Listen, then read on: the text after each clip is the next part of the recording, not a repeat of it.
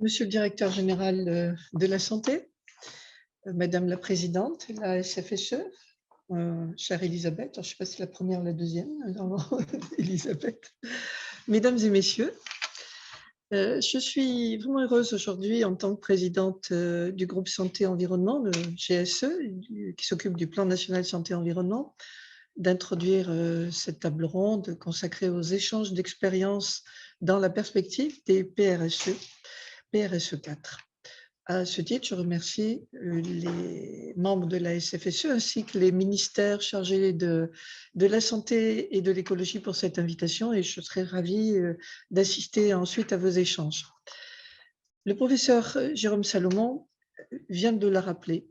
Nos concitoyens s'inquiètent vraiment des liens possibles entre leur environnement et leur santé et certains ont envie d'agir. Et nous savons que les attentes sociétales sont devenues très fortes, d'autant plus que nous venons de traverser cette période assez douloureuse de la Covid. En tant qu'élu de la Haute-Garonne, je suis frappée de voir la belle mobilisation qui existe de la part des acteurs de terrain sur ces sujets et de leur envie, de leur souhait de progresser sur ces thématiques. Mais je constate aussi leur difficulté à avancer sur ces sujets de manière concrète. C'est particulièrement vrai dans les territoires ruraux, comme celui de ma circonscription de Haute-Garonne, qui disposent de moyens plus limités que les grandes agglomérations ou les intercommunalités. En 2020, j'ai présidé la commission d'enquête de l'Assemblée nationale sur l'évaluation des politiques publiques de santé environnementale. Cette commission a restitué ses travaux en décembre 2020 et à cette occasion, et compte tenu des constats que je pouvais faire sur le terrain, j'ai souhaité faire plusieurs propositions pour consolider les moyens d'action des acteurs locaux aux différentes échelles du territoire.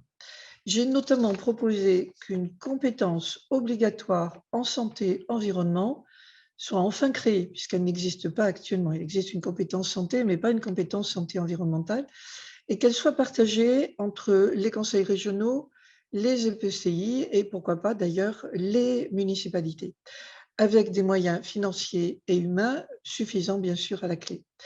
J'ai également proposé que les objectifs définis dans les PRSE soient pris en compte dans les documents de planification régionale et locale, notamment dans les contrats plan État-région et les contrats de relance de transition écologique.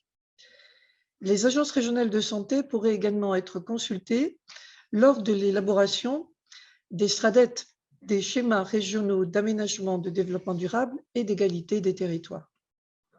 Quelques mois plus tard, en mars 2021, une mission d'information du Sénat, les orientations et la gouvernance de la santé environnementale, présidée par M. Bernard Joumier et Mme Florence Lassarade, ont fait le même constat.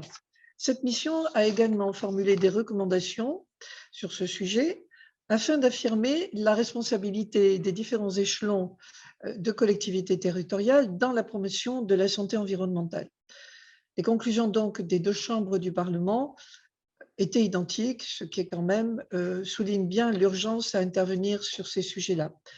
Comme je l'avais fait précédemment, cette mission propose de reconnaître le rôle stratégique des régions en intégrant des objectifs et priorités du PRSE dans le STRADET et dans les CPER.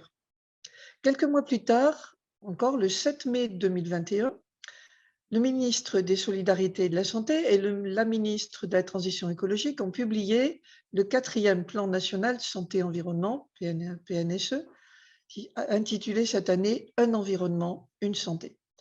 Ce plan consacre un axe dédié au territoire avec comme objectif de mieux accompagner les collectivités dans leurs projets et leurs politiques de santé et environnement. Il s'agit en particulier de mieux former les élus qui ne connaissent pas ces sujets-là et qui aimeraient bien les comprendre pour pouvoir être acteurs de ces thématiques. Il s'agit également de développer des outils de partage d'informations comme la plateforme du CEREMA, Territoire engagé pour mon environnement, ma santé. Cette plateforme doit permettre aux collectivités d'échanger sur leurs bonnes pratiques et de susciter des nouveaux projets. Plus de 160 projets sont référencés actuellement sur cette plateforme. Et en effet, les auditions des ARS et des DREAL, réalisées dans le cadre de la commission d'enquête parlementaire que j'ai présidée, ont mis en évidence la très grande richesse des initiatives locales qui sont conduites par les collectivités. Et je les félicite et je m'en félicite. Et cette plateforme sera vraiment un outil de progrès essentiel pour accompagner concrètement les collectivités. Je pense cependant qu'il faut aller plus loin. Et c'est pour cette raison qu'en tant que présidente du groupe Santé et Environnement, j'ai proposé au ministère de l'Écologie et de la Santé de créer un comité d'animation des territoires placé auprès du GSE que je préside. Je les remercie d'avoir accepté cette proposition fort ambitieuse et surtout très complexe.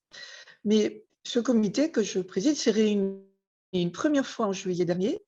Il est composé, comme l'a rappelé M. Salomon, des représentants d'ARS, de DREAL, des principales associations d'élus, l'AMF, l'ADF, Région de France, Élus Santé publique et territoire, Réseau français des villes, Santé OMS, etc., et de l'Agence nationale de la cohésion des territoires, l'ANCT. Le rôle de ce comité d'animation des territoires sera d'accompagner la définition des PRSE 4, de faciliter le partage des bonnes pratiques et d'identifier de nouveaux leviers d'action.